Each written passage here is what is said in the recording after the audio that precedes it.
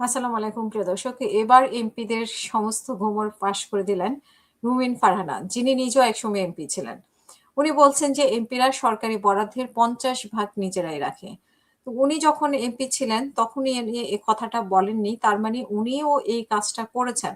৫০% নিজেরাই রাখে এবং উনিও রেখেছেন। এখন উনি আরেকটা নির্বাচনের জন্য উনি প্রস্তুতি নিচ্ছেন। সেই সময়েও উনি এই কথাটা বলার অর্থ হচ্ছে যে জনগণ যাতে উনাকে বিশ্বাস করে ভোট দেয়। কিন্তু উনাকে জনগণ বিশ্বাস করা উচিত কিনা? কারণ এক হচ্ছে যে সেই সময়ে তিনি এই কথাটা বলেননি যখন উনি এমপি ছিলেন ৪ বছর সংসদে। তখন এমপিদের এই কথাগুলো তিনি প্রকাশ করেননি জনগণের সামনে। দ্বিতীয় হচ্ছে যে উনি যে এই কথা মানে এই কাজটি করেননি, তাহলে ওনাকে কিভাবে জনগণ বিশ্বাস করবে এবং বিশ্বাস করে পরবর্তীতে উনাকে নির্বাচিত করবে? অনেকে বলছে যে আসলে ওনাকে বহিষ্কারের পর উনার আসলে মাথাটা নষ্ট হয়ে গেছে। এজন্যই মনে হয় উনি এরকম কথা বলছেন।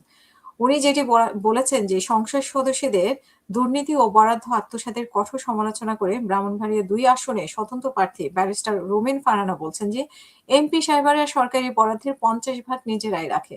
তাদের সহযোগীরা ২৫% নেয়, ঠিকাদাররা ২০% পকেটে দেয় এবং মাত্র ৫% কাজে লাগে। আজকে উনি বিকালে সরাইল উপজেলার পানিশ্বর ইউনিয়নের ২ নাম্বার ওয়ার্ডের একমত বিনিময় সভায় এসব কথা বলেন তিনি। রুমিন ফারহানা বলেন যে এমপি চুরি না করলে সরকারি হোক বা বেসরকারি কাজে অসুবিধা হয় না।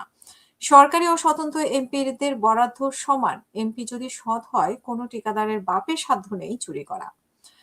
তিনি এলাকায় প্রবাসী সম্প্রদায়ের ভূমিকার উল্লেখ করে বলেছেন যে প্রবাসীরা দেশের ও গ্রামের অর্থনীতির চাকা চালায়। তাদের জন্য প্রশিক্ষণের ব্যবস্থা করা এমপিদের দায়িত্ব। তিনি পানিশ্বর এলাকায় ভৌগোলিক রাজনৈতিক গুরুত্ব ব্যাখ্যা করে বলেন যে পানিশ্বরের জোয়ারের সরায় আশুগঞ্জে ছড়ায়। পানিশ্বরের জনগণ প্রার্থীকে ভোট দিয়ে জেতালেই এমপি হয়।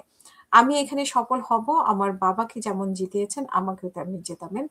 বিএনপি থেকে বহিষ্কৃত হওয়ার পর ব্রাহ্মণবাড়িয়া ২ আসনে স্বতন্ত্র প্রার্থী হিসেবে লড়ছেন রুমিন ফারহানা। একই আসনে বিএনপি জোটের প্রার্থী রয়েছেন জমিয়ত উলামায়ে ইসলামের মাওলানা জুনাইদ আল হাবিব। প্রিয় দর্শক, দেখা যাক বিএনপির মানে জোটের প্রার্থী জেতেন না উনি জেতেন এবং উনি আসলে বেশ কিছুদিন রংচটা একটু কথাবার্তা বলছেন। কখনো বিএনপিকে আঘাত করে বলছেন, বেশিরভাগই বিএনপিকে আঘাত করে বলছেন। হয়তোবা বিএনপি থেকে কষ্ট পেয়েছেন। এক হচ্ছে যে নমিনেশন না পাওয়ার কারণে, আরেক হচ্ছে যে বিএনপি থেকে বহিষ্কার করার কারণে। তো আর আজকে উনি যে কথাটা বলেছেন সেই কথাটা আসলে উনারই নিজেরই গায়ের উপরে পড়ে যে উনি যখন এমপি ছিলেন তখন এই জিনিসগুলো উনি জানতেন এবং হয়তোবা উনি নিজেও করেছেন, কিন্তু উনি মানে জনগণকে জানিয়েছেন এখন। কি কারণে উনাকে জনগণ বিশ্বাস করবে এবং বিশ্বাস করে আবার ভোটে জেতাবে এবং এমপি হয়ে উনাকে সংসদে পাঠাবে ৫০% কেটে রাখার জন্য। জনগণের ভাগ্যের ৫০% উনি যাতে ভোগ করতে পারে সে কারণে কিনা।